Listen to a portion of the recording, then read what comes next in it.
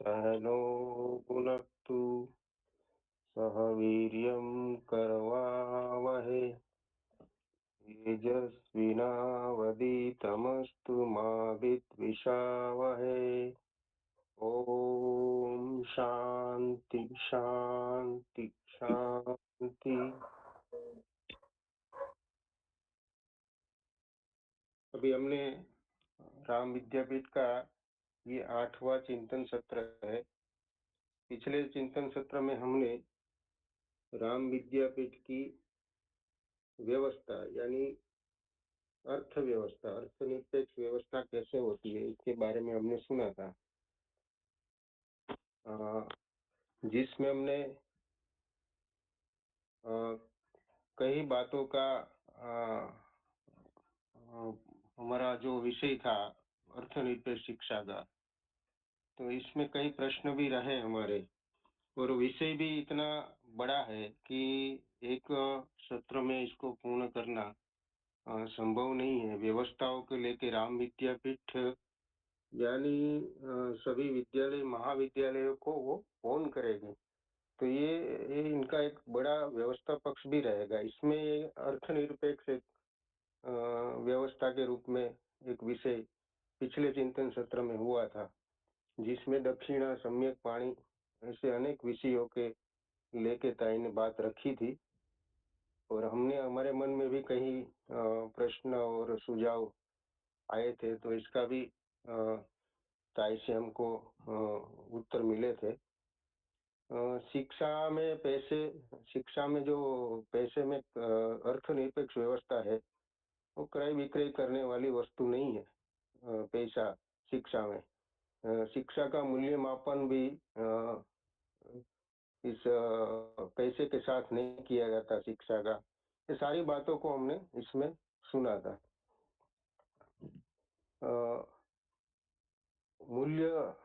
मूल सिद्धांतों की और अर्थनिरपेक्ष व्यवस्था जो थी, इसकी मूल सिद्धांतों की बात भी हमने इस सत्र में सुनी थी।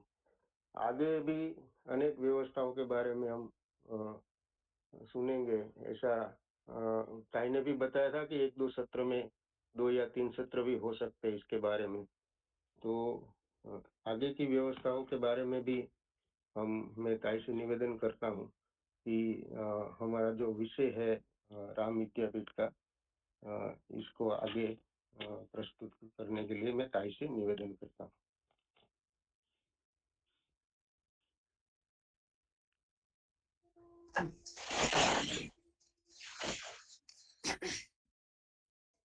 राम विद्यापीठ के चिंतन सत्र में जुड़े सभी जिज्ञासु श्रोताजनों को सप्रेम सादर नमस्कार। अर्थनिरपेक्ष शिक्षा की बात हमने गत सत्र से शुरू की है। पुनः एक बार हम स्मरण कर लें कि ये जो राम विद्यापीठ है वह समग्र शिक्षा योजना को लेकर चल रहा है माने ये चिंतन चल रहा है। इस चिंतन के आधार पर कार्य योजना और फिर कार्य योजना के अनुसार क्रियान्वयन, ऐसे हमारे चरण होंगे।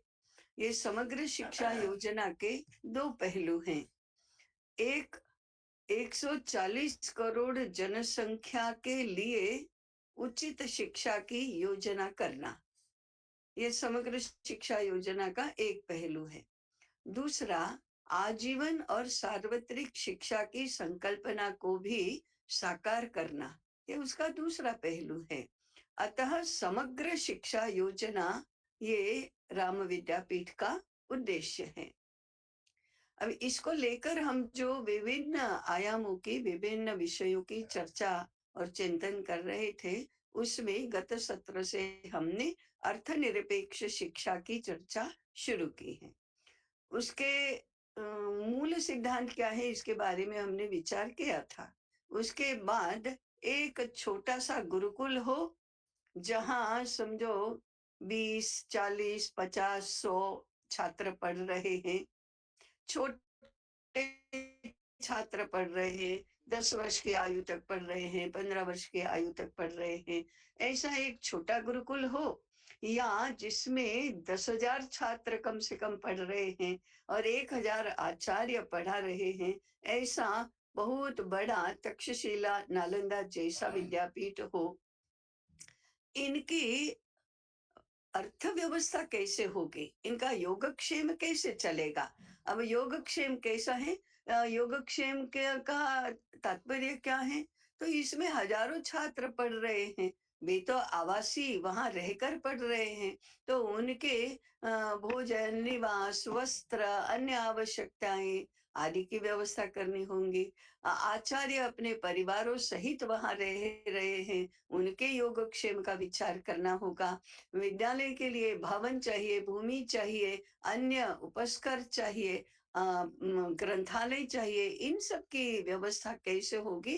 तो एक बहुत बड़ा विषय अर्थव्यवस्था का तो बनता है।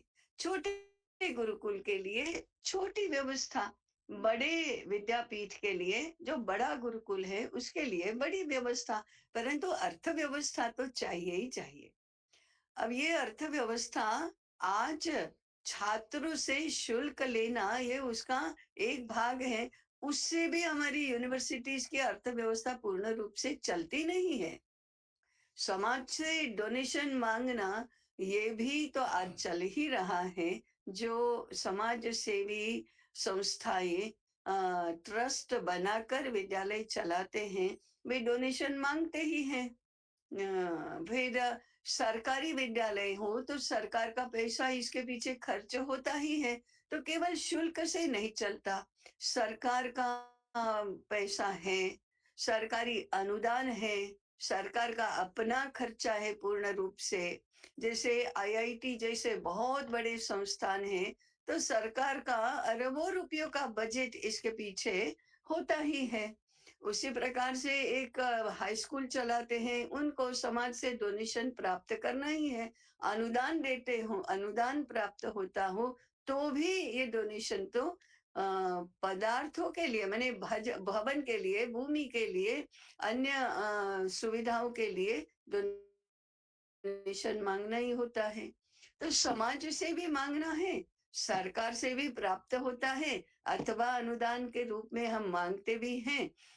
छात्रों से शुल्क भी प्राप्त होता है। बड़े बड़ी यूनिवर्सिटी, प्राइवेट यूनिवर्सिटीज हैं, वो तो कॉरपोरेट सेक्टर जैसा ही हो गया है। और इन सब के ऊपर ये एजुकेशन स्वयं एक इंडस्ट्री बनकर कॉरपोरेट सेक्टर बना है, ये भी तो इसका दोष है। तो इन सबके केंद्र में गुरुकुल हो या विद्यापीठ हो, उसकी अर्थव्यवस्था कैसे होगी इसका विचार रहा है।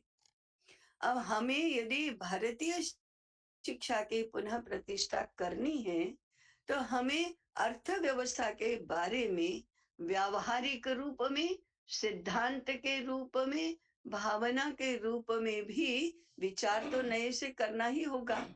और ऐसा विचार करते समय हमने देखा था कि राज्य का अनुदान या राज्य का आर्थिक दायित्व ये इसमें नहीं चलेगा।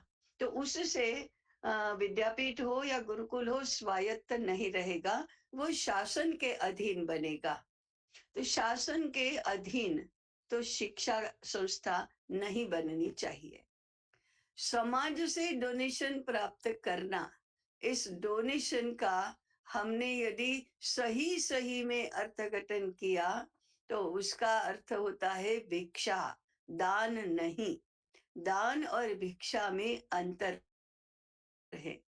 जो स्वतः प्रेरणा से अपने आप का कल्याण प्राप्त करने के लिए, पुण्य प्राप्त करने के लिए दिया जाता है, वह दान होता है। जो मांगा जाता है वो दान नहीं होता, मांगा जाता है वह भिक्षा होती है। मांगने पर दिया जाता है वह भी भिक्षा ही दी जाती है। इसलिए समाज से भले ही हम शब्द प्रयोग न करें, परंतु भिक्षा प्राप्त करके विद्या संस्थाएं चलाई जाती हैं। ऐसा प्रचलन पूर्व में भी था, आज भी है। तो भिक्षा मांगना, ये एक बहुत बड़ा योगक्षेम का आधार है। हमने गत सत्र में समित पानी, गुरु दक्षिणा, दान आदि की बातें तो की थी। अब समित पानी वन टाइम है, गुरु दक्षिणा वन टाइम है, दान इंसिडेंटल है, माने उसके ऊपर हम नित्य निरंतर योगक्षेम का भरोसा नहीं कर सकते। इसलिए चौथी जो व्यवस्था जो वेद काल से चली चली आई है वह भिक्षा की है। गुरुकुल चलेगा किसके भरोसे? भिक्षा के भरोसे। विद्यापीठ भी चलेगा किस आधार पर? भिक्षा के आधार पर। तो अर्थनिरपेक्ष शिक्षा में विद्यालय का योगक्षेम चलने का मुख्य आधार है भिक्षा। ये हमारा सिद्धांत हुआ, यह हमारा व्यवहार हुआ, वेद काल से चलता आया यह सिद्धांत और व्यवहार है, और उसको हमने आज कैसे लागू किया जाएगा ये भी देखना है। इसके साथ जुड़ा दूसरा जो पहलू है वह है भिक्षा मांगेगा कौन? भिक्षा आज जो हम डोनेशन के रूप में डोनेशन शब्द प्रयोग करके जो मांगते हैं वो भिक्षा है। कौन मांगता है? विद्यालय के आचार्य भिक्षा मांगने के लिए नहीं जाते हैं। विद्यालय में पढ़ने वाले छात्र भिक्षा मांगने के लिए नहीं जाते हैं। जो संचालक गण होता है, ट्रस्टी होते हैं, वे भिक्षा मांगने के लिए जाते हैं। अब ये संचालक गण ही शिक्षा का, विद्या केंद्र का अंग नहीं है, तो फिर संचालक गण क्यों मांगेगा भिक्षा? इस मुद्दे पर हमको थोड़ा विचार करना चाहिए।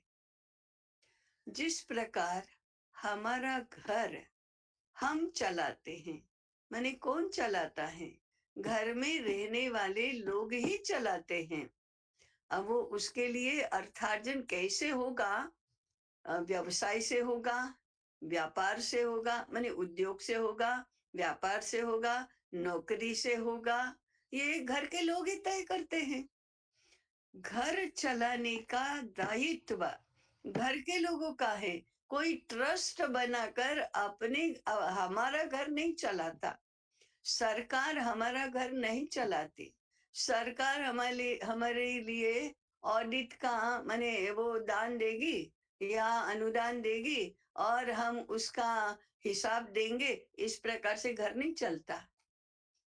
घर के लिए संचालन समिति या ट्रस्ट अलग से नहीं होता, वो चलाएंगे ऐसे हमारा घर नहीं चलता। घर चलाने के लिए हम ही सर्वतंत्र स्वतंत्र होते हैं। इसी प्रकार से सर्व प्रकार से दायित्ववान भी होते हैं। जो भी अर्थार्जन करेंगे उसके अनुसार घर चलाएंगे। अगर को आवश्यकता अधिक पड़ जाती है तो और रास्ते अपनाएंगे, लेकिन घर तो हम ही चलाएंगे। स्वतंत्रता और दायित्व दोनों ही घर के लोगों का है। इस प्रकार से विद्यालय, मैं जब विद्यालय कहती हूँ तब इसको छोटे से छोटा विद्यालय भी समझना चाहिए और यूनिवर्सिटी भी समझना चाहिए। हम इसके लिए गुरुकुल शब्द का प्रयोग भी कर सकते हैं। तो गुरुकुल चलाना, गुरुकुल किससे बनता है? गुरुकुल आचार्य और छात्र दोनों से मिलकर बनता है। इसमें संचालन है वो आचार्य के हाथ में है, और उसके संचालन के दायित्व में सहभागी बनना ये छात्रों का काम है। तो आचार्य और छात्र मिलकर गुरुकुल चलाते हैं। ये हमारा पहला भारतीय व्यवस्था का सिद्धांत हुआ। तो ट्रस्टी नहीं, संचालक गण नहीं, व्यवस्थापक समिति नहीं, सरकार नहीं, कॉरपोरेट सेक्टर नहीं, ये सब बाहर के लोग हैं। ये बाहर के लोग हैं, कभी सहायता कर देंगे, कभी सहयोग भी कर देंगे, देखने के लिए आएंगे, उसका प्रचार प्रसार करेंगे, उसकी स्वीकृति देंगे, समर्थन करेंगे, ये सब करेंगे, आदर देंगे, सम्मान देंगे, इसका मूल्य समझेंगे, ये सब करेंगे। मैंने आत्मीयता, आदर, सम्मान की भावना से गुरुकुल के साथ जुड़े रहेंगे। परंतु गुरुकुल का जो दायित्व है योगक्षेम का, उस यह तो छात्र और आचार्यों का ही है। इस सिद्धांत को लेकर हम आगे बढ़ें। अब इसके लिए योजना कौन बनाएगा, बजट कौन बनाएगा, आवश्यकताएं कौन सी है, हमारी कितनी है, ये सब कौन तय करेगा? आचार्य और छात्र। बड़ा गुरुकुल विद्यापीठ जैसा है तो कुलपति है इसका सूत्र संचालन करने वाले, सारे आचार्य इसमें सहभागी हैं, सारे छात्र इसमें सहभागी हैं। तो इस पद्धति से ये एक गुरुकुल परिवार हुआ, गुरुकुल कुटुंब हुआ। इनके लिए भिक्षा मांगना यही योगक्षेम के निर्वहन का मुख्य मार्ग है। दान है, समित पानी है, गुरु दक्षिणा है, परंतु ये सब मैंने अभी कहा, इसे वन टाइम, एक बार के या इंसिडेंटल माने प्रसंगोपात ऐसी व्यवस्थाएं हैं, निरंतर चलने वाली, नियमित चलने वाली, नित्य चलने वाली व्यवस्था भिक्षा की है। ये दूसरा सिद्धांत हुआ।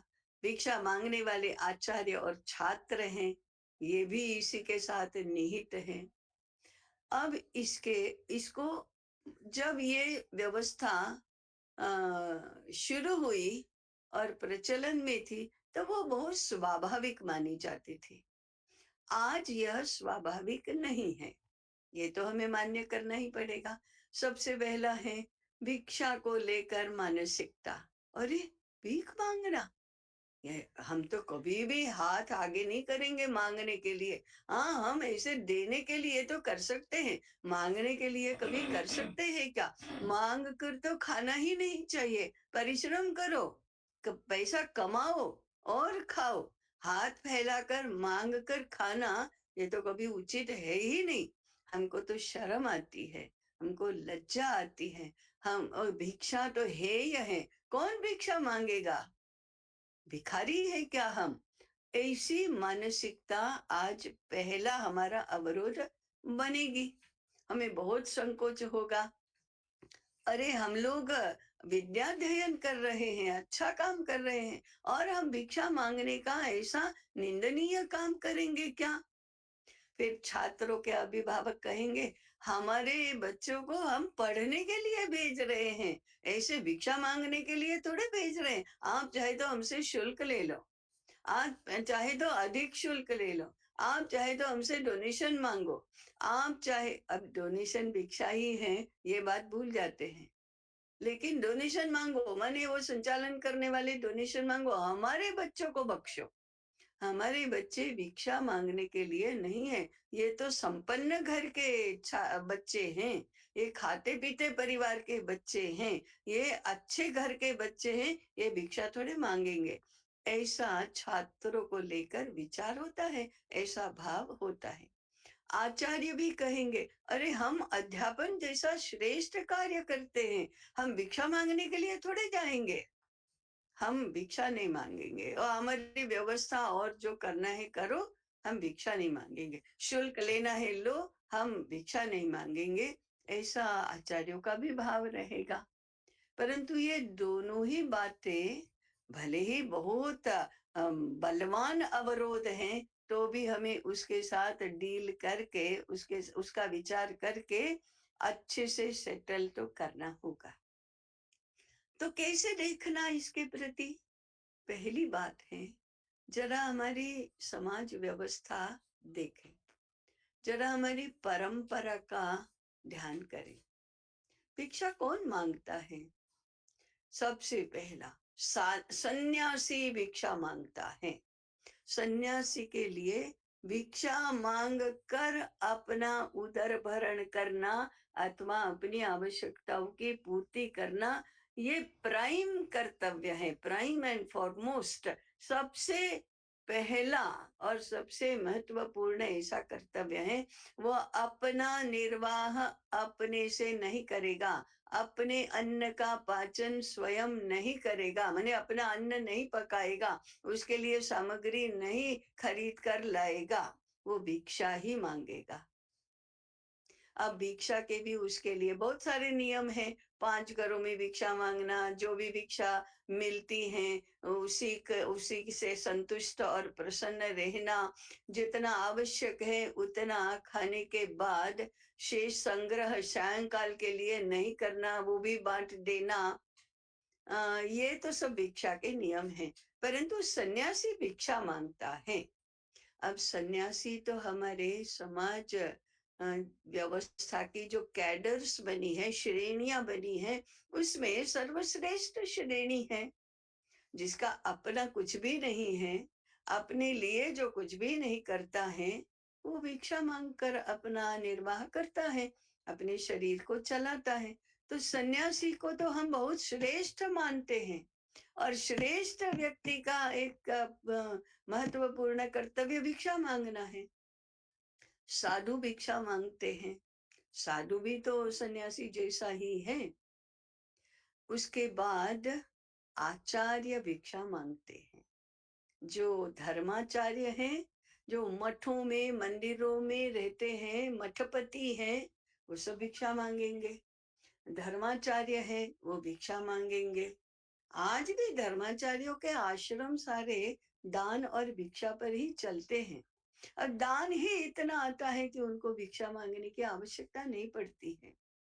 परंतु नहीं तो वे भिक्षा मांग कर ही आश्रम चलाएंगे।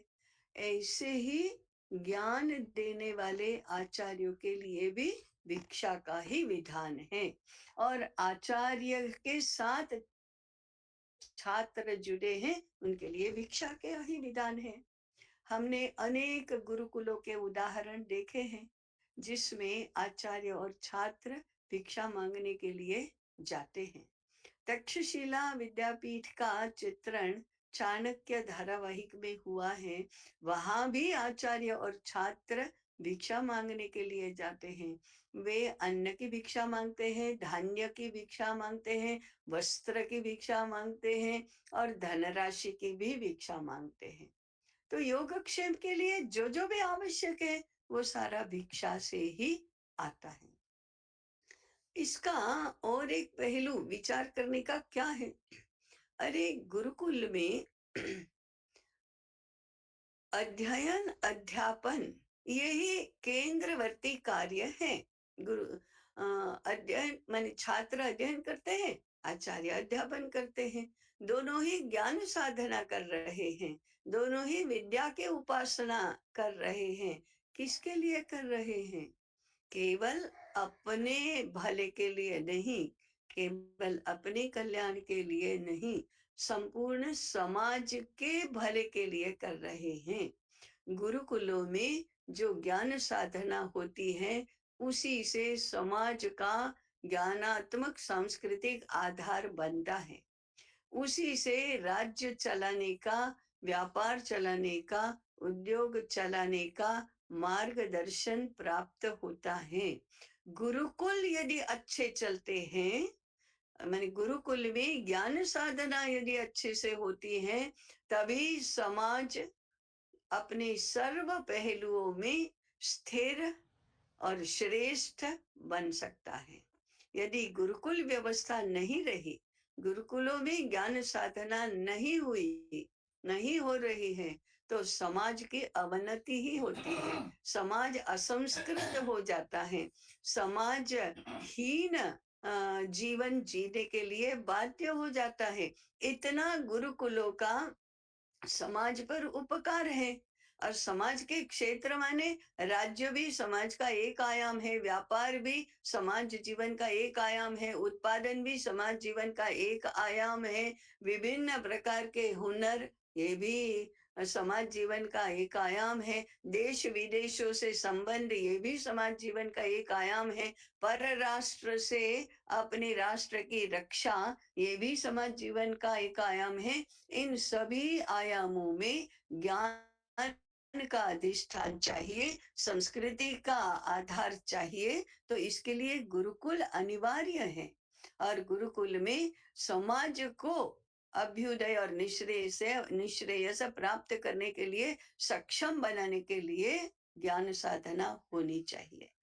ऐसी ज्ञान साधना और ज्ञान की उपासना जो लोग करते हैं, वे अपना अर्थार्जन चलाने के लिए कोई उद्योग करे, कोई व्यापार करे, कोई शुल्क की व्यवस्था करे, कोई शासन के अधीन हो जाए, ये तो हो ही नहीं सकता। जिसको मार्गदर्शन करना है, उसको तो स्वतंत्र, स्वायत्त और सबसे ऊपर रहना चाहिए, स्वाधीन रहना चाहिए। और इसलिए अपने अर्थार्जन के लिए न तो वे व्यापार कर सकते हैं, न तो वे कृषि कर सकते हैं, न अन्य कोई उद्योग कर सकते हैं, क्योंकि उसमें तो पूरा समय जाएगा, पूरी बुद्धि शक्ति उसमें लगानी होगी। इसलिए गुरुकुलों में अर्थार्जन के और कोई मार्ग तो नहीं होंगे, और तब भी उनका योगक्षेम तो अच्छी तरह से चलना ही चाहिए। उनको अभावों में तो नहीं रहना पड़ना चाहिए। इसके लिए दोनों का दायित्व बनता है। एक तरफ गुरुकुल के आचार्य और छात्र हैं, और दूसरी तरफ समाज है। गुरुकुल के आचार्य और छात्र तो भिक्षा मांगेंगे, माने समाज को बताएंगे कि हमारे लिए ये आवश्यक बात है। हमको अन्न चाहिए, वस्त्र चाहिए, भवन चाहिए, भूमि चाहिए, उपस्कर चाहिए, और भी सारी बातें जो जो भी आवश्यक है, ग्रंथालय चाहिए, पुस्तकें चाहिए, लेखन सामग्री चाहिए, बैठने की व्यवस्था चाहिए, सोने की व्यवस्था चाहिए। ये सब अपनी आवश्यकता किसको बताएंगे? समाज को बताएंगे। और समाज का दायित्व है कि जिसका मार्गदर्शन हमें श्रेष्ठ बनाता है, उनको अभावों में नहीं जीना पड़ना चाहिए। अपने से भी अच्छा हम आचार्यों को देंगे, छात्रों को देंगे। तो ये भिक्षा, लेकिन इसको गुरुकुल के छात्र और आचार्य अपना अधिकार न समझे कि हम ज्ञान साधना करते हैं ना, तो इतना इतना हमें दो, इसका अधिकार नहीं है। विनम्रता होनी चाहिए, अपनी आवश्यकताएं अपने आप ही कम करनी चाहिए, परंतु मांगने में संकोच भी नहीं करना चाहिए। समाज अपना ही है। गुरुकुल के पूर्व छात्रों से तो समाज बना है। गुरुकुल आज के जो शासक हैं, राजा हैं, मंत्री हैं, अमात्य हैं, वे इस गुरुकुल के तो पूर्व छात्र हैं। आज के जो व्यापारी हैं, उद्योगपति हैं, वैद्य हैं, ये सब गुरुकुल के ही तो पूर्व छात्र हैं। तो ये सब अपने ही लोग हैं। समाज का निर्माण तो यहीं से हुआ है, समाज की रचना तो यहीं से सीख कर लोग गए हैं। कुटुंब में कैसा व्यवहार करना, ये गुरुकुल में ही तो सीखा है। राज्य कैसे चलाना, ये गुरुकुल से ही तो सीखा है।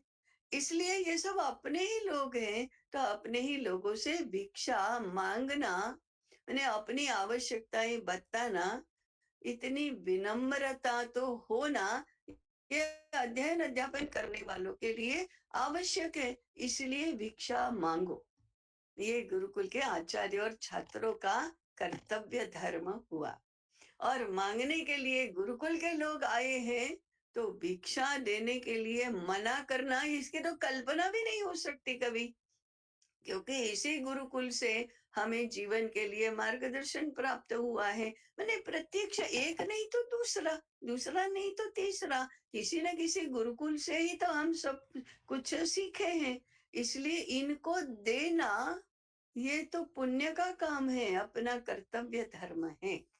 इस प्रकार से भिक्षा, ये गुरुकुल का और समाज का, भिक्षा मांगना गुरुकुल का और भिक्षा देना समाज का कर्तव्य धर्म है। ऐसा चिंतन हमारे यहाँ स्वाभाविक था, स्वीकृत था।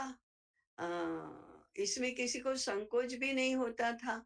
ऐसा तो कभी नहीं होता कि ना ना ऐसा नहीं करें, इसको हेय मानना, ये तो नहीं होता था। आज जिसको भीख कहकर तिरस्कार करते हैं, उपेक्षा करते हैं, वो किस कारण से आया? जब निठल्ले लोग मांग कर खाने में संकोच नहीं करते हैं, उनको लज्जा नहीं आती है, तब भिक्षा भीख बन जाती है। तो लोगों की मानसिकता मुफ्त में प्राप्त करने की बनती जा रही है। मुफ्त में मिला तो बहुत खुश होते हैं लोग। तो ये मानसिकता सुसंस्कृत समाज की मानसिकता नहीं है। ये कहाँ से सीखी? तो आजकल के विद्यालयों से ही तो सीखी, काम चोरी करना और मुफ्त में जितना अधिक से अधिक मिलता है उतना प्राप्त करना। यही मानसिकता निंदा के पात्र तो है। भिक्षा मांगना और भिक्षा देना ये निंदा के पात्र नहीं है, परंतु आज के इसी मानसिकता ने मूल जो स्वाभाविक भिक्षा धर्म था उसको निंदा के पात्र बना दिया। तो हमारा पहला चिंतन का पक्ष है भिक्षा प्रवृत्ति को, भिक्षा की व्यवस्था को निंदनीय नहीं मानना, स्वाभाविक मानना। ये पहला काम करना है। तो पुनरुत्थान विद्यापीठ का भी यह कर्तव्य है कि भिक्षा को वह निंदनीय अवस्था से बाहर निकालकर स्वाभाविक व्यवस्था माने। इसमें छात्रों का भी, आचार्यों का भी अत्यंत प्रबोधन आवश्यक है। छात्रों के माता पिता का भी प्रबोधन आवश्यक है। परस्पर सम्मान और भरोसा होना ये भी आवश्यक है। भिक्षा समाज कैसे विश्वास करेगा? समाज देखेगा कि गुरुकुल में क्या हो रहा है, तब समाज को विश्वास होगा, और विश्वास होगा तो सम्मान भी जागेगा, और विश्वास और सम्मान के साथ भिक्षा देना हमारा कर्तव्य है, इसका भी अनुभव होगा, इसकी भी प्रतीति होगी, तो वो देंगे। गुरुकुल के आचार्य और छात्रों को भी समाज के ऊपर भरोसा होगा कि ये तो हमें भूखों नहीं मरने देंगे, आदर और सम्मान से देंगे। ऐसा विश्वास गुरुकुल के लोगों को समाज पर होना, और गुरुकुल हमारे लिए बहुत अच्छा काम कर रहा है, ऐसा विश्वास समाज को होना। ऐसे परस्पर विश्वास और सम्मान का भाव जागृत करना, ये उस इस दिशा में पहला चरण है। और तीसरा हम याद रखें कि भारतीय समाज के मानस में, अंतस्तत्व में यह भाव तो है। हम देख ही रहे हैं आज भी कि समाज में कोई भी अच्छा काम पैसे के अभाव से, धन के अभाव से रुका नहीं रहता। प्राकृतिक आपदाएं आती हैं, माने भूकंप होता है और गांव के गांव धराशायी हो जाते हैं, अतिवृष्टि होती है तो खेत की फसल बर्बाद हो जाती है, घर भी और पशु भी बह जाते हैं, या अकाल पड़ता है तो भूखमरी होती है। ऐसे समय में लोग इतना कुछ देते हैं कि उनका सारी हानि भरपाई हो जाती है। तो ये तो अपनी प्रेरणा, स्वयं प्रेरणा से ही समाज दे ही रहा है। अन्नदान कितना हो रहा है, तो कितने अन्न सत्र चलते हैं। वीरपुर का जलाराम क्षेत्र, अब उन्होंने तो मांगना ही बंद कर दिया, इतना बिना मांगे भी वहां मिलता है। तो आज भी समाज में अच्छे काम के लिए, समाज के लिए उपकारक काम के लिए धन की सहायता करना और स्वतः प्रेरणा से ही करना, ये तो तत्व है ही। तो इस कारण से गुरुकुल यदि अपना कर्तव्य अच्छे पद्धति से करता है तो समाज भिक्षा देने में आपत्ति नहीं उठाएगा। ये पूरा एक व्यवस्था तंत्र, उसका जो पैराडिम शिफ्ट है वो बदलने की बात है। अभी हमने हमारी जीवन रचना अर्थ केंद्री बना दी है, धर्म केंद्री नहीं बनाई है। वो धर्म केंद्री थी, उससे अर्थ केंद्री बन गई। इसलिए धीरे धीरे पूरे शिक्षा के तंत्र को हमने शासन के अधीन भी बना दिया और अर्थ केंद्री, अर्थ सापेक्ष भी बना दिया। पढ़ने के लिए जाना, वो भी अच्छी नौकरी प्राप्त करने के लिए, करियर अच्छा बनेगा और अर्थार्जन अच्छा होगा, इसके लिए कर दिया। तो विभिन्न प्रकार के कोर्सेज तो ऐसे ही चलते हैं। और फिर वो अर्थार्जन करना है, इसलिए जिसको अर्थार्जन करना है उससे शुल्क प्राप्त करो। ये तो स्वाभाविक बन गया। तो फिर वो पैसे के लेन-देन का विषय हो गया। जिस पाठ्यक्रम के जिस कोर्स को करने के बाद अच्छा पैकेज मिलने की संभावना है, उसका शुल्क भी अधिक होता है। और जिसके बाद सामान्य नौकरी मिलेगी ऐसी संभावना है, उसमें शुल्क भी कम होता है। कोचिंग इंस्टीट्यूट उसकी ही चलती है जिसमें आगे जाकर पैकेज अच्छा बनेगा, करियर अच्छा बनेगा। करियर किसको अच्छा कहेंगे? जिसमें पैकेज बड़ा है। तो हमने अर्थ सापेक्ष बना दिया। विद्यालय संचालन को भी एम्प्लॉयर एम्प्लॉई की परिभाषा में हम कहने लगे। तो जो सैलरी प्राप्त करता है वो कर्मचारी ही है, ऐसा भाव तो अपने आप आ गया अर्थ सापेक्ष व्यवस्था में। तो वो कर्मचारी ही रहेगा। जो सैलरी देता है वो संचालक बन गया, अधिकार सारे उसके हाथ में है। फिर हायर और फायर की शब्दावली भी स्वाभाविक हो गई। हमने हायर किए हैं, शिक्षकों को हायर किए हैं। इतना ही नहीं, अब कहने लगे गुरुकुलों को गुरुओं को हायर करेंगे। ये अपने आप में कितना विसंगत कथन है। जो हायर होता है वह गुरु नहीं होता है, क्योंकि गुरु का तो शब्दार्थ ही है जो बड़ा है, श्रेष्ठ है, ऊपर है। वो हायर कैसे होगा? तो हायर होता है वो गुरु है, गुरु नहीं है। और जो गुरु होता है वो कभी हायर नहीं होता। तो हायर किए हुए व्यक्तियों से गुरुकुल ही नहीं बनता। वो तो कंपनी बनेगी, फैक्ट्री बनेगी, या और शासन की संस्था बनेगी, गुरुकुल नहीं बनेगा। तो हमारी शब्दावली भी अर्थ सापेक्ष हो गई, हमारी पद्धति भी अर्थ केंद्री और अर्थ सापेक्ष बन गई। इसलिए हमारे शिक्षा केंद्र आज ज्ञान साधना के केंद्र नहीं बने। वो व्यक्तियों को, पढ़ने वाले लोगों को एक अच्छा अर्थार्जन का साधन देने के लिए या प्राप्त करने के लिए सक्षम बनाने के केंद्र बने। और अध्यापक भी अपनी सैलरी के सापेक्ष ही तो काम करता है, उसी उसके बिना तो कर भी नहीं सकता। अब ये कल्पना भी नहीं आती कि हायर नहीं होंगे तो हम जीवन निर्वाह चलाएंगे कैसे।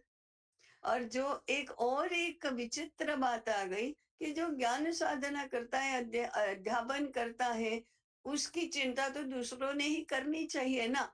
हाँ, बात तो ठीक है, समाज ने करनी चाहिए, उसके लिए भिक्षा मांगनी चाहिए, ये हमारी व्यवस्था थी। आज दूसरों ने करनी चाहिए, माने संचालकों ने करनी चाहिए, सरकार ने करनी चाहिए, ऐसा हो गया। तो शब्दा माने संकल्पना वही के वही रही कि ज्ञान साधना करने वालों को अपने अर्थार्जन की चिंता स्वयं नहीं करना, वो मटेरियल प्रोडक्शन नहीं करेंगे, लेकिन उनके योगक्षेम की चिंता और लोगों ने करना। ऐसी विचित्र बात का भी एक सुभाषित बन गया। अनाश्रयाः न शोभन्ते पंडिताः वनिताः लताः। अरे आश्रय के बिना तो शोभा ही नहीं है, किसकी? पंडितों की। पंडितों के लिए आश्रय चाहिए, श्रेष्ठियों का आश्रय चाहिए, राज्य का आश्रय चाहिए। वनिताः, स्त्रियों को आश्रय चाहिए, पति का, ससुराल का, पिता का। और लताः, जो लता होती है उसको वृक्ष का आश्रय चाहिए, ऐसा सुभाषित बन गया। यह अत्यंत विपरीत अर्थ वाला ऐसा सुभाषित है। तो ऐसे भिक्षा की संकल्पना को हमें पुनः प्रतिष्ठित करना होगा, व्यवहार में लाना होगा। और पुनरुत्थान विद्यापीठ वही प्रयास कर रहा है। इसको हमें ये प्रयास करना ही पड़ेगा, ऐसा तभी शिक्षा अर्थनिरपेक्ष होगी और संपूर्ण समाज जीवन अर्थ केंद्री न रहकर धर्म केंद्री बनेगा। इसका इसका प्रारंभ गुरु को इस व्यवस्था का, माने समाज को समाज जीवन रचना को अर्थ केंद्री न रहकर धर्म केंद्री बनना है, तो इसका प्रारंभ गुरुकुलों से ही होगा। ज्ञान साधना करने वाले लोग ही ऐसा साहस कर सकेंगे। जो ज्ञानाधिष्ठित समाज में अन्य व्यवस्थाओं के साथ जुड़े हैं, वो इसका प्रारंभ नहीं कर सकते। राज्य चाहेगा तो भी शिक्षा व्यवस्था को अर्थनिरपेक्ष नहीं बना सकता। कैसे बनाएगा अर्थनिरपेक्ष? वो तो गुरुकुलों को आश्रित बना देगा। अर्थ क्षेत्र चाहेगा, माने व्यापारी संस्थान, कॉरपोरेट क्षेत्र, उद्योग क्षेत्र, कारखाने, श्रेष्ठी, महाजन, जो अर्थ संपन्न लोग हैं, वे चाहेंगे तो भी शिक्षा को अर्थनिरपेक्ष नहीं बना सकते। कैसे बनाएंगे? वो तो पैसे देंगे तभी तो होगा। वे भी गुरुकुलों को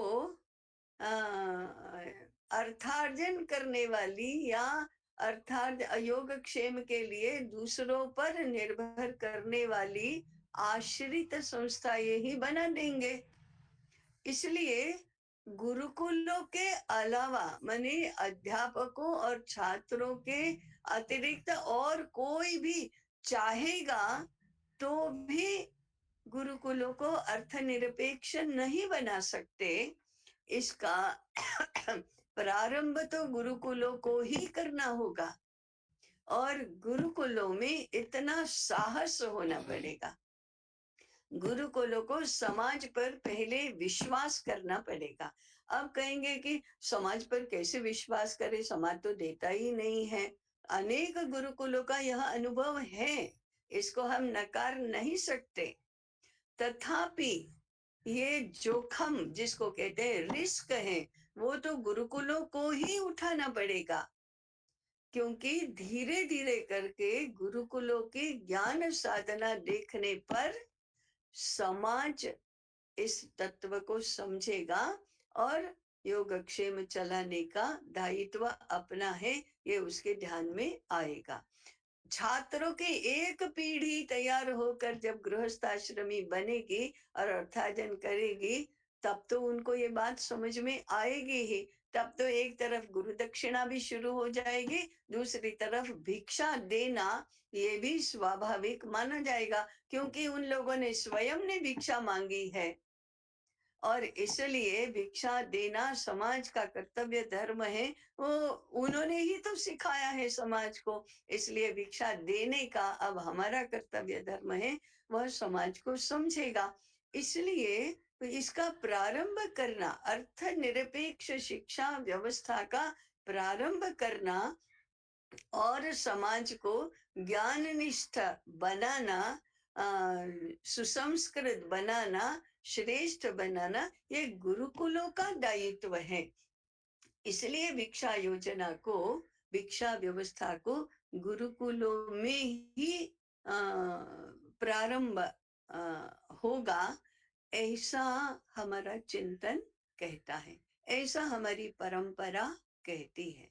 इसलिए पुनरुत्थान विद्यापीठ ने भी श्रीनिधि भिक्षा योजना शुरू की है। भिक्षा योजना तो है, परंतु वह श्रीनिधि है। श्री माने लक्ष्मी, और श्री का एक अर्थ होता है शोभा।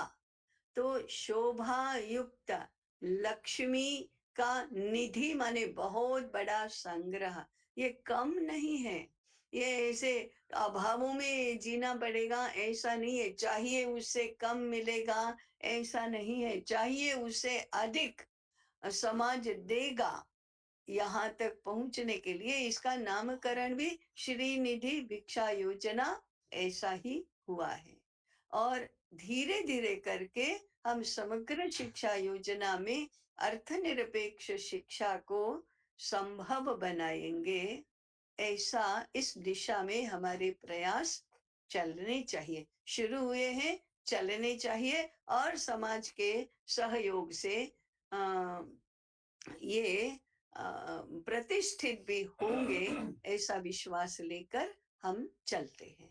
आगे आपके प्रश्नों के आधार पर तय होगा कि अगला सत्र, आगामी सत्र भी भिक्षा योजना को लेकर होगा या हम स्वायत्तता के एक दूसरे आयाम पर भी जा सकेंगे। मैं यहीं अपनी वाणी को विराम दे रही हूँ। सुझाव, जिज्ञासा, अपना अभिप्राय, इसके लिए शेष समय खुला है। हरिओम। जी, अपना एंड्राइज करेंगे, किसी को प्रश्न, सुझाव, अभिप्राय जो भी रखना है।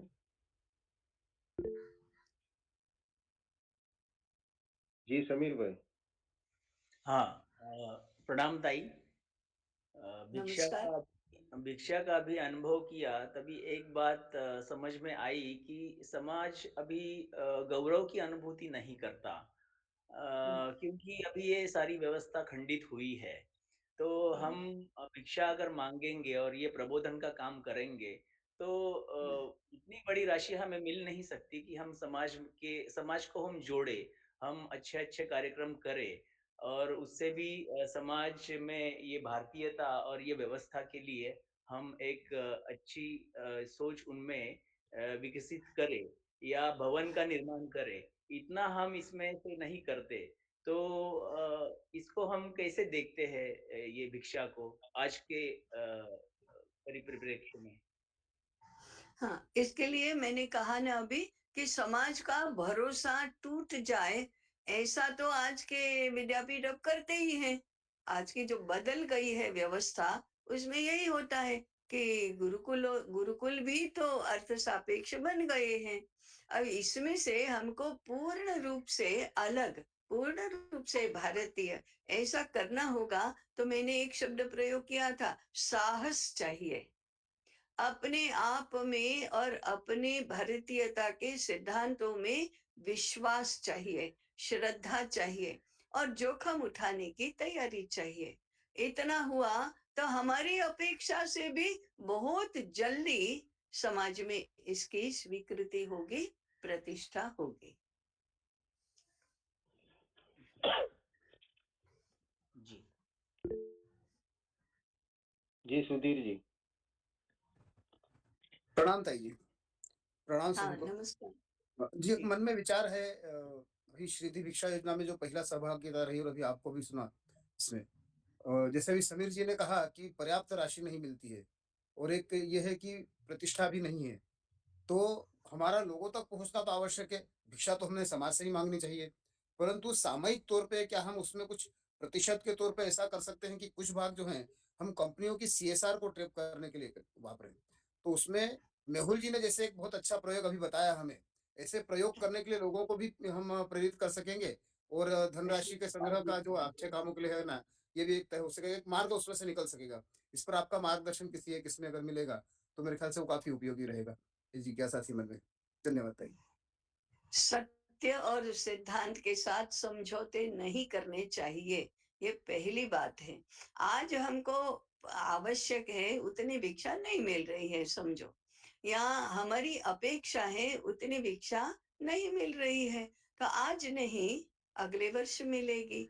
2-5 वर्षों में समाज का भरोसा हम प्राप्त करेंगे और एक समय ऐसा भी आएगा जब भिक्षा मांगने की आवश्यकता ही नहीं पड़ेगी, दान ही इतना आएगा कि हमें उसके लिए करना पड़ेगा कि नहीं नहीं, गुरुकुलों में इतनी आवश्यकता नहीं होती है, ये तो सादगी का जीवन है, संयम का जीवन है, इसलिए आपका दान अभी अपने पास रिजर्व रखो, हम अगले वर्ष देखेंगे।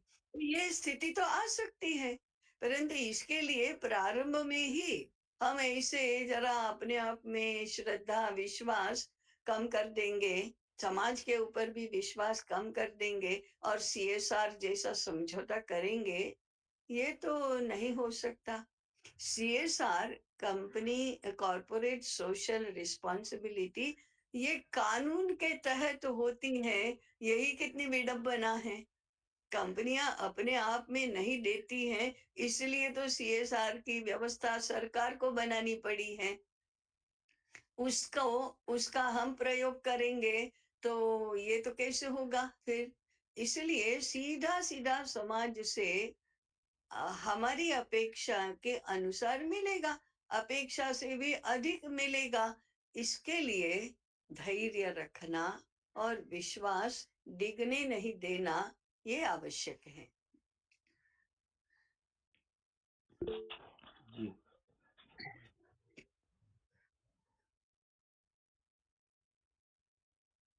और प्रश्न किसी को? सुझाव रखने, अभिप्राय? जी गणेश जी। प्रणाम प्रणाम सभी को। मेरा एक प्रश्न था कि यदि केवल हम भिक्षा पर ही निर्भर रहेंगे, राम विद्यापीठ केवल भिक्षा पर ही निर्भर रहेगा या दान पर निर्भर रहेगा, तो अभी कोरोना काल में हमने देखा है कि क्या परिस्थिति है। तो इस दृष्टि इसको देखते हुए क्या विद्यापीठ स्वयं आर्थिक दृष्टि से स्वायत्त नहीं हो सकता है क्या? एक प्रश्न उठता है। यानी उसमें जो है छात्र जो है वे एक तरफ से रिसोर्स है, मैन पावर है, तो वे कृषि आदि विषय में संलग्न होकर आहार की व्यवस्था तो स्वयं कर सकते हैं। अध्ययन तो साथ चलता रहेगा। तो ये इसमें नहीं जुड़ सकते हैं क्या? मेरा एक प्रश्न। हाँ, अभी कृषि करना ये भी फुल टाइम जॉब है, ऐसा क्या नहीं है क्या? कृषि करने वाला और कुछ भी नहीं कर सकता। एक कृषि से केवल आहार की व्यवस्था होगी, उसमें भी कितने प्रकार की वस्तुएं कृषि के माध्यम से प्राप्त करनी होंगी। कृषि होगी तो गौशाला होगी ही होगी, क्योंकि बिना बैलों के कृषि नहीं होगी। तो फिर गौशाला के लिए और अलग से हमारा समय जाएगा। तो कुल मिलाकर भिक्षा के स्थान पर अपना एक उत्पन्न का साधन बनाना, इसके पीछे तर्क क्या है? समाज से मांगना, इसी से स्वायत्तता का भंग होता है क्या? और क्यों नहीं मांगना भिक्षा, इसका तो कोई तर्क नहीं हुआ। जब कृषि करेंगे, गोपालन करेंगे, तो गोपालन के लिए गायों को चराने के लिए भी जाना ही होगा। उसका क्या, वो पूरा दिन भर जाना होगा। फिर अध्ययन का क्या होगा? फिर तो और सारी बातें आएंगी उसमें। फिर कृषि से जो धान्य होगा या सब्जी होगी, वो बेचने के लिए भी जाना पड़ेगा। अर्थार्जन के क्षेत्र में, उद्योग में संलग्न होना, तो अनेक बातें उसके साथ आती है। और विज्ञान साधना तो एक तरफ रह गई और हम उद्योग में ही चले गए, ऐसा होता है। तो पहली बात है, मेरा प्रति प्रश्न ये है कि भिक्षा क्यों नहीं मांगना। मैंने तो कृषि क्यों नहीं करना ये बताया, परंतु आप बताइए, आप विचार करिए, अभी के अभी बताइए। ऐसा भी नहीं है, भिक्षा क्यों नहीं मांगना? जब श्रेष्ठ लोग भिक्षा मांगते हैं, तो सन्यासी को भी आप कह सकते हैं फिर क्या? अपना तो पूर्व में, आप पूर्व जीवन में कॉर्पोरेट सेक्टर में काम करते थे, हाई सैलरीड जॉब करते थे, तो अपना एक बैंक अकाउंट बना दो, एफडी कर दो उसमें, और आपको सन्यास लेना है तो लो। समाज से क्यों भिक्षा मांगते हो? अपना निर्वाह स्वयं कर लो, ऐसा कह सकते हैं, उनको भी कह सकते हैं। जबकि हमारे यहाँ तो वानप्रस्थों के लिए भी अर्थार्जन मना है। वह वानप्रस्थ के लिए अर्थार्जन मना, संन्यास्त के लिए अर्थार्जन मना, तो ब्रह्मचारी के लिए आप अर्थार्जन की बात करेंगे? तो मेरा प्रश्न है, आप इस विषय पर थोड़ा चिंतन करिए कि भिक्षा क्यों नहीं मांगना। फिर इससे इसका उत्तर क्या मिलता है आपको? स्वतः अपनी बुद्धि इसका उत्तर क्या देती है, उसके आधार पर गुरुकुलों में कृषि करना कि नहीं, गौशाला चलाना कि नहीं, वस्त्रों का उत्पादन करना कि नहीं, अपने लिए पात्र चाहिए तो मिट्टी के पात्र बना लेना कि नहीं, ये इन सब का भी उत्तर आपको मिलने लगेगा। जी। जी। जी, तरुण जी। नमस्कार। नमस्कार ताई। नमस्कार जी। ताई ये काफ़ी इम्पोर्टेंट टॉपिक आपने रेज़ किया है। इसमें मतलब आपकी बात से मैं पूरी तरीके से सहमत हूँ कि टाइम के साथ ये सब कुछ होगा, हमें धैर्य चाहिए। हुँ, बट जब तक वो स्थिति नहीं पहुँचे, हुँ। तब तक क्या करना चाहिए? तब तक क्या हम दूसरा खुद से मतलब जैसे कृषि का जो एग्ज़ाम्पल आया कि बच्चे नहीं कर रहे लेकिन साथ में हाँ, कोई फैमिली हाँ। जो आके कर रही हुँ, है, कुछ ऑप्शन हो? हुँ, हुँ। हाँ। इसमें इसमें क्या रिस्क है वो आप जरा अपना चिंतन करिए कि जब तक भिक्षा से निर्वाह पूर्ण रूप से नहीं होता तब तक हम और कुछ साधन प्रयोग में लाएंगे क्या? तो इसके बारे में जरा चिंतन करिए कि वे फिर अरे कौन जाता है यार भिक्षा मांगने के लिए, देते तो नहीं कुछ भी और थोड़ा बहुत देते हैं और ऐसा करते हैं, चलो इससे मिलता है ना उद्योग करने से या ऐसा करने से तो यही कर लो। ऐसी हमारी वृत्ति जैसे पानी नीचे की तरफ बहता है, ऐसी हमारी भी विचारधारा ऐसे नीचे की तरफ बहना तो प्रारंभ हो जाएगा। ये तो एक बात है। परंतु मुझे एक हम छोटे थे तो कहानी थी हमारे पुस्तक में कि एक कुटुंब में 3 भाई रहते थे। तीनों युवा, सक्षम, सशक्त, काम करने योग्य, लेकिन काम नहीं करते थे, अर्थार्जन नहीं करते थे, नौकरी नहीं करना चाहते थे, उद्योग नहीं, कुछ भी नहीं, ऐसे ही पड़े रहते थे। उनके आंगन में, घर के आंगन में एक सहजन का वृक्ष था। तो कैसे कर अब ये अच्छे घर के लोग थे, तो भीख माँगने के लिए जाना तो इनको शर्म आती थी। और अपने सहजन के वृक्ष पर जो फलियाँ होती थी, उनको बेचने के लिए जाना इसमें भी शर्म लगती थी। तो वो क्या करते थे, रात को जब सब लोग सो जाते थे तब चुपचाप वो सहजन की फली उतारना और बेच कर आना और उससे जो पैसा मिलेगा उसी से निर्वाह करना, ऐसा करते थे। एक दिन उनके घर में एक मेहमान आए। तो मेहमान को खिलाने के लिए अब पूर, पूर, पूरा पर्याप्त तो भोजन है नहीं, तो एक ने कहा अरे मुझे तो आज पेट में ठीक नहीं है इसलिए मैं भोजन नहीं करूंगा। एक ने कहा मैं तो मित्र के घर गया था वहां भोजन करके आया। तो फिर एक ही व्यक्ति, एक ही भाई मेहमान के साथ भोजन करने के लिए बैठा। फिर मेहमान ने देखा कि ये गड़बड़ सड़बड़ कुछ है इसमें। तो ये क्या करते हैं, ये उसने देखा, तो रात को वो जग गया।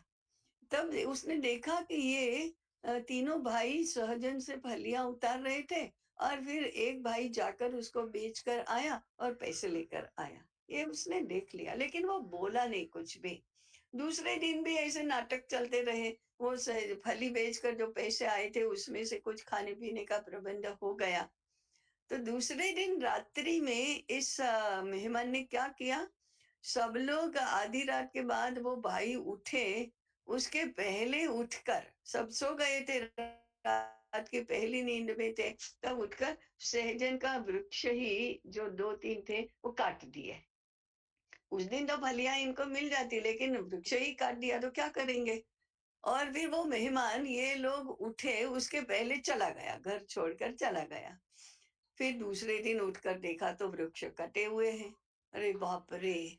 इतना अब हैवॉक मच गया। तो मेहमान को बहुत गालियाँ दी, बहुत गालियाँ दी। 1-2 दिन तो उनका सहजन की फली बेचकर चल गया। बाद में क्या करना? अब बाद में वे उद्यम करने लगे, उद्योग करने लगे। वो अच्छे घर के तो थे, क्षमताएँ भी थी, केवल निठल्ले थे। उसके स्थान पर ये उद्यमी बन गए और 1 वर्ष के बाद फिर से जब वो मेहमान आए, उनको बुलाया, उनका सत्कार किया, बहुत आभार माना। क्या हुआ? डोर जब कट गए, तो इनका साहस भी जगा। ऐसा हम जब डोर काट देंगे, तो अपना भी सामर्थ्य बढ़ेगा। इसलिए जितना प्राप्त होता है, उसमें निर्वाह करो। ये भी भारतीय सूत्र है निर्वाह का। कि जितना चाहिए उतना कमाने जाओ, ऐसा नहीं। जितना कमाते हो उसके अनुसार खर्च करो, उसके अनुसार अपनी आवश्यकताओं को भी व्यवस्थित करो। ये सूत्र है। इसलिए गुरुकुल को ज्ञान साधना का केंद्र ही बनाओ। डरो नहीं, निर्वाह तो समाज करेगा ही। विश्वास रखो। आपके विश्वास को दृढ़ होने के लिए कुछ परीक्षा भी तो आपकी होनी चाहिए, नहीं तो इतना सब सरल सरल हो जाएगा क्या? हमने शिक्षकों ने 200-300 वर्ष में शिक्षकपना खो दिया है। इसका खामियाजा पूरा समाज भुगत रहा है और हम भी भुगत रहे हैं। तो ये तो अपनी जिम्मेदारी बनती है कि इस व्यवस्था को ठीक करो। जी, भारतीय विचार तो यही कहता है। धन्यवाद। जी, जी, समय हो गया है। बैठक चिंतन सत्र पूर्ण करेंगे। कल्याण मंत्र। सर्वे भवन्तु सुखिनः, सर्वे सन्तु निरामयाः, सर्वे भद्राणि पश्यन्तु, मा